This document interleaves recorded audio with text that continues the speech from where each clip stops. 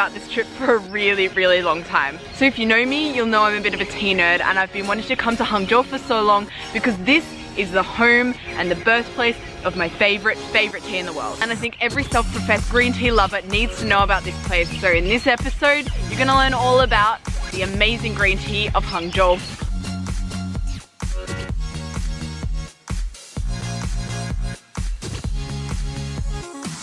Welcome to Longjing Tea Fields! How beautiful is it? And just behind me here, that's Longjing Village, and that's where it all started. Here in Hangzhou, tea culture has roots that go back 1,500 years. Hangzhou was once the capital of former Song dynasty, a golden age of tea in China. During this period, tea was such a cornerstone of society that nobles and scholars would hold tea parties in the hills. And of course, the tea that they were drinking was Longjing, a tea that originated in the fields where I'm standing right now. This tea Longjing, translated as Dragon Well, is named after an actual well in this Longjing village.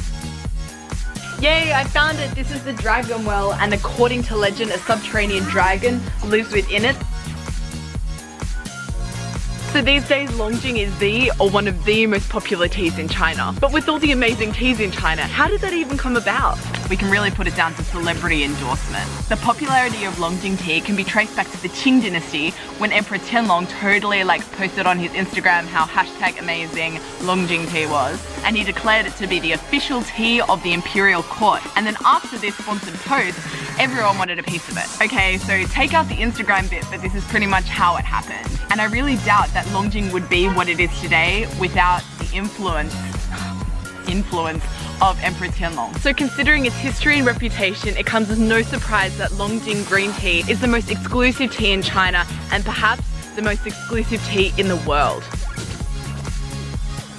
Longjing tea is green gold, no joke. Premium leaves can be more than the precious metal per kilo. So yes, a part of this price is the reputation of this tea, but it can't be overlooked that this tea is of exceptionally high quality. And compared to other less expensive teas, it is definitely more labor intensive to produce. So the workers here on the tea plantation at Longjing, they only pick the two most tender, smallest leaves on the tea plant. And these are even more expensive when harvested in early spring. So with other cheaper varieties of tea plantation workers might pick up to the fourth or fifth leaf. And as you go down in terms of leaves, as they get bigger and less tender, they become more and more bitter. So it won't taste as amazing. But the thing with this is, it's a lot less labor intensive. You can work for half the time and still pick the same amount of leaves. So, ooh, that's a nice one. I have leaves! But of course, whenever there's a whiz-bang amazing product, there'll be people there waiting to rip it off. And I tell you now, not all Hangzhou Longjing tea is created equal. It's a high likelihood you're not going to be getting what you pay for. Because when you think about it, there's no way the world demand for Longjing tea can be supplied by these few hills around me here. As a result, the vast majority of Longjing tea sold on the Chinese and international markets are not true Longjing tea. In fact, it might not even be from Hangzhou at all. So how do you know when you're getting the good stuff? I'm here to help. When you're buying Dragon Well in particular, look for the bright green leaves. This is the best quality of them, and you can see it's a lighter green. And then you can see this here, very dark green, and the leaves are really big compared to the other ones, and this will be more bitter. The lower the grade of the tea, the darker the leaves become and bigger they become.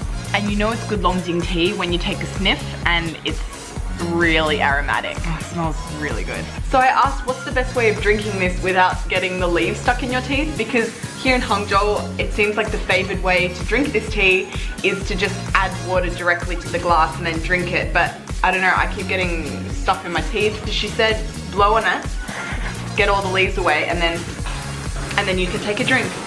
A very good strategy. So people like to drink it in a glass, so you can see the beautiful green leaves. So this is an extremely high grade Longjing tea, and I'm paying almost 20 Australian dollars for one glass. The things we do for our passion. And I still think that the best way to enjoy tea, whatever it is with guazi. These are very, very Chinese. So you'll see them all over China. You'll see old men just picking at them, drinking tea, because when you drink so much tea, you get almost drunk on tea. You get a bit dizzy and a bit shaky. I think it's because of maybe the caffeine or whatever. So if you have a few of these, more than a few hundred, you're fine. But seriously, it's a wonder product. Tea has some amazing health benefits. Tea is so good for you. A good green tea works as a natural detox. It can help with weight control. It's got anti-aging benefits, and it's also just good for general health. 早上沏一杯，喝到晚。这个特别是饭吃过，喝一点茶。医生说这个茶是洗洁精，把油腻都打下去。所以饭后一杯茶，我们没有毛病。哇，我的妈妈84岁了，每天喝这茶，没有三高，没有病。 Some of the experts say we should be drinking 10 to 20 cups of green tea a day. And yes, that's all very well and good to say, but at $3,000 a kilo for the top stuff, I think I'm going to be going a little slower on my green tea intake. So what are you waiting for? Get some Longjing into you. Maybe after you receive next month's salary. Okay, bye!